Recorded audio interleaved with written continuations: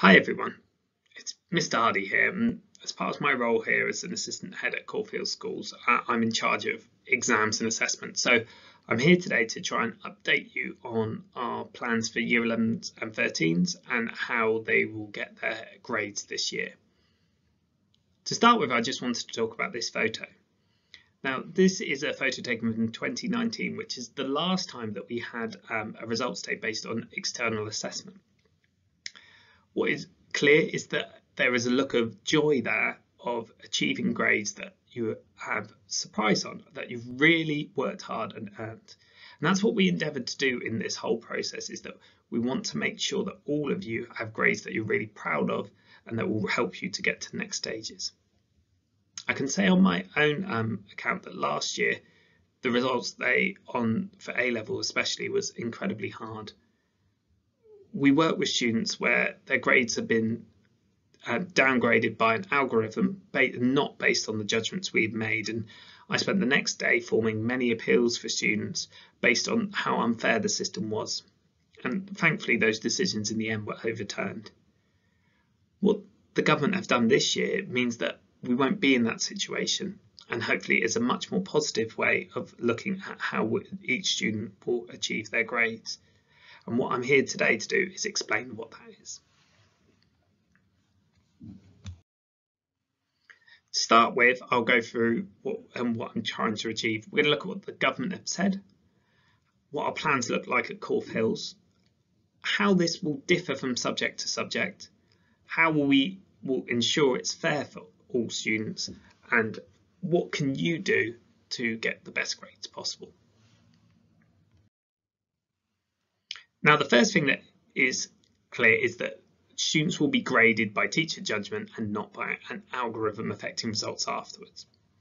There will be quality assurance processes both internally here at Corfe Hills and externally to ensure that our grades are sensible, but there are a number of things that we have more control on. You will only be assessed on what you've been taught, and therefore that gives us more control of how you assess. Your teachers will tell you what evidence it is that is used to grade you, and we will share that centrally with you once we've collated it all together. And there's a number of different things we can use as evidence to help us form grades. That could be some evidence of what has already been done, so say for example mocks and assessments throughout your course.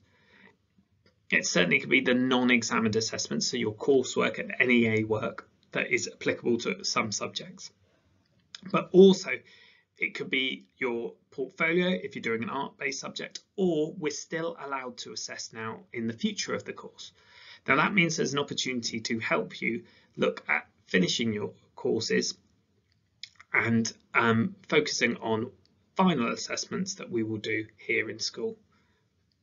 Now, the other real key thing from the government advice is that the results days have been brought forward to the 10th and 12th of August, which is earlier, to allow for greater time to focus on uni places and college places after you get your results.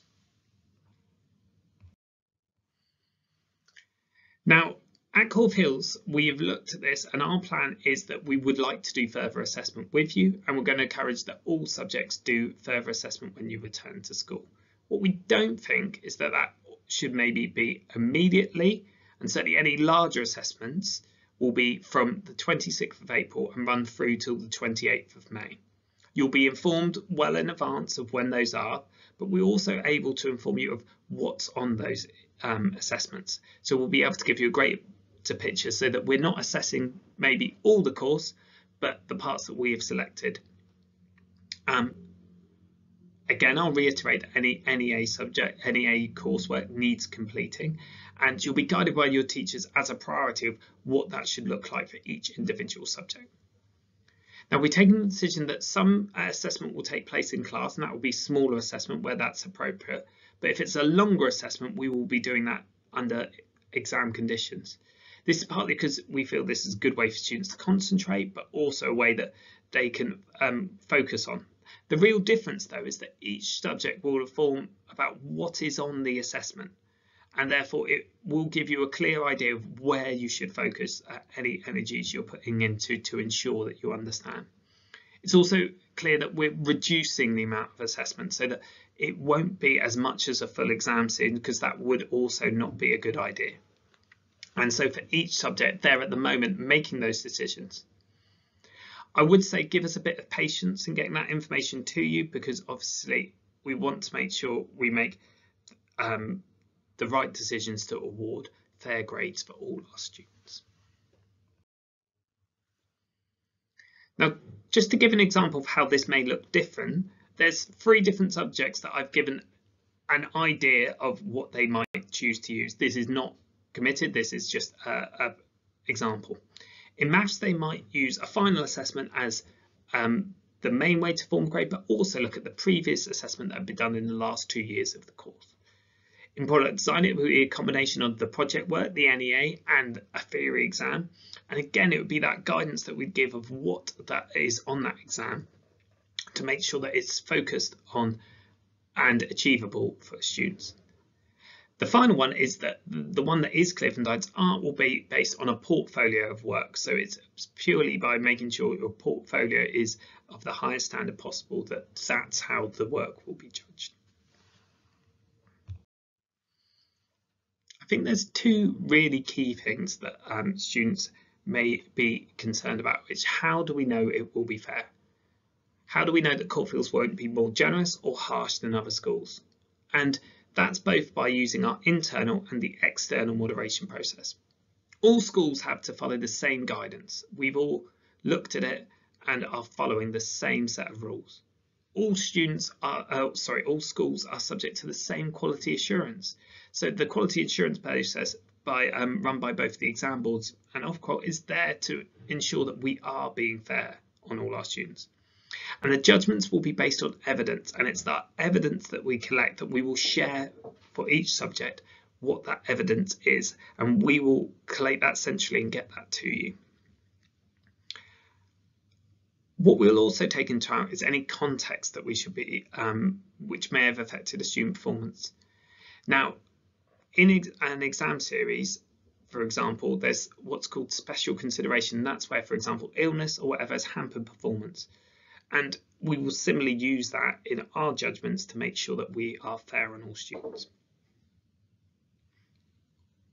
What I would say also is there are 2 grounds after, if you're not happy of how you will be able to appeal after the results days. Now, we want to be as open and honest as possible to avoid this, but there are 2 things you could appeal on. One is that you'd appeal to the school that we made an error in inputting the grade. We would check for that error and then inform you, and inform the exam board if we had made any error.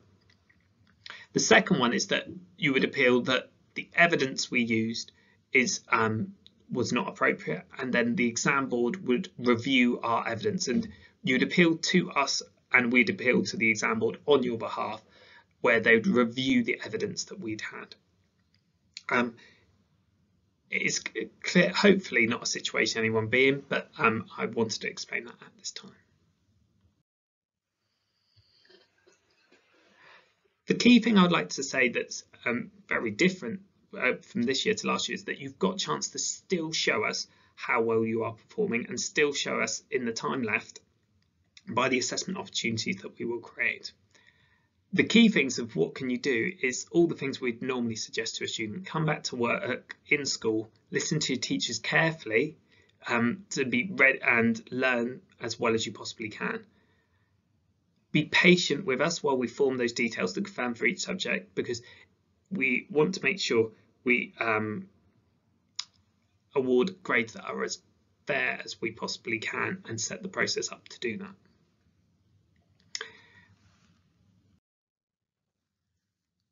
Now, a quick summary would be that we want you all to return to school, work your hardest so that when we get to those results days, you get grades that you're really proud of to carry with you. More details will be given both centrally and through departments when we have them. So a little bit of patience would be really helpful to make sure that we are doing that. Assessments, the larger assessments certainly will not start until the 26th of April, and we'll try and get any information to you about what's going to be on them well in advance of that, so that you can plan any work you want to do around that. Also, to give an opportunity, there are subject consultation evenings that are coming for Year 11 and Sixth Form on the 18th and the 25th of March. Now, this will give an opportunity to discuss partly the process of how assessment might work in each subject, but also how you might improve. One of the things that is key is that from this point forward, staff aren't able to discuss grades with you as part of the process because that will be confidential, and therefore please don't ask them because it is something they will have to say no to. What I would say is we can discuss how we can make sure you're working hardest and how you can improve your grade and what you would need to do that. And what we want to do is work together so that all of you achieve the best you can. I will be in touch when we have any further updates, but I just wanted to give hopefully some reassurance about how the process will work for you this year. Thank you very much for your time.